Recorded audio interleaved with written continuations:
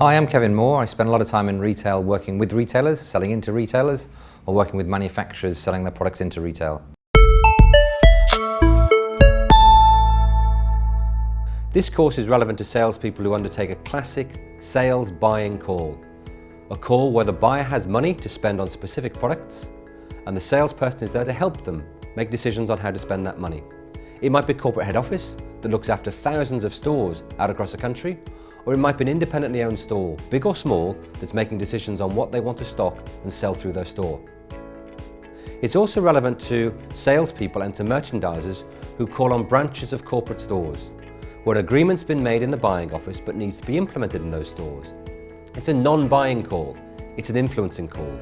It's a place where you get to influence what can be purchased by that store from its head office, but more importantly, how you can sell product through that store. How you can use your shopper marketing skills to help the retail store manager sell product through, creating a great shopper experience within their store.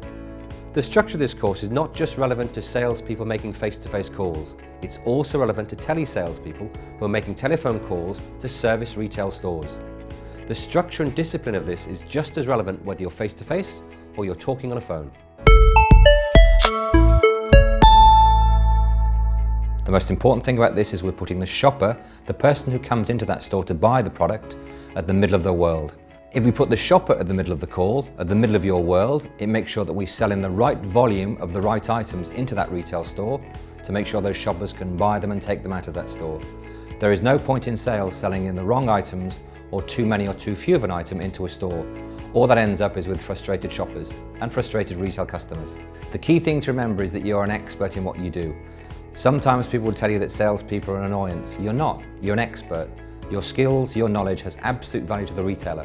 Whether that retailer is sitting in a buying office, in a head office, buying for thousands of stores, or whether they run their own corner store or their own small store, your knowledge, your experience really matters to them.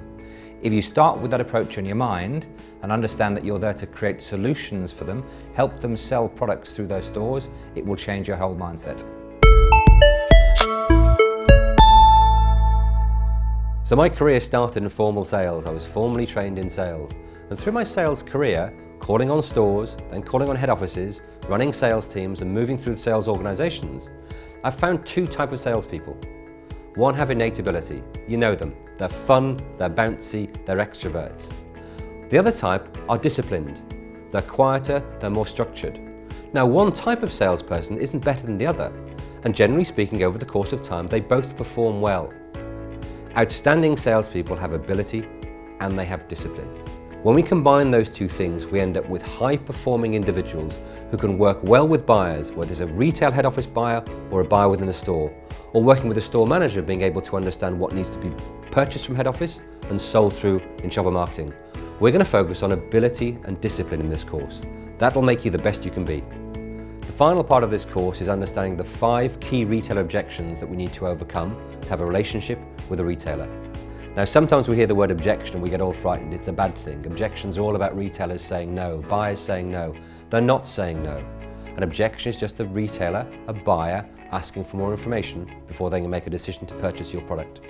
We go through these 5 key ones because they're the ones that are relevant to every single type of retail, no matter where you are, no matter what channel you're in. Quality, price, movement, profit and service.